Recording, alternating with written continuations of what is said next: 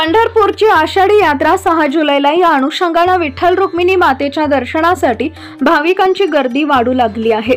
तर पुढील काही दिवसात भाविकांची गर्दी अधिक होणार असून काही दिवसांनी पायी वारी करणारे वारकरी देखील पंढरपुरात दाखल होतील। मात्र आषाढीच्या तोंडावर चंद्रभागा नदीच्या पाणी पातळीत वाढ झाल्याने चंद्रभागा नदी दुतडी भरून वाहत आहे। पंढरीतील दगडी पूल पाण्याखाली गेला असून पुलावरून पाणी वाहत आहे। नदी पात्रातील मंदिरांना पाण्याने वेढलं असून नदी तीरावरील बहुतांश घाटांवरील काही पायऱ्या पाण्याखाली गेल्या आहेत। दरम्यान आपत्ती व्यवस्थापनासाठी पंढरपूर नगरपालिका, महसूल व पोलीस प्रशासन यंत्रणा सज्ज ठेवण्यात आली आहे।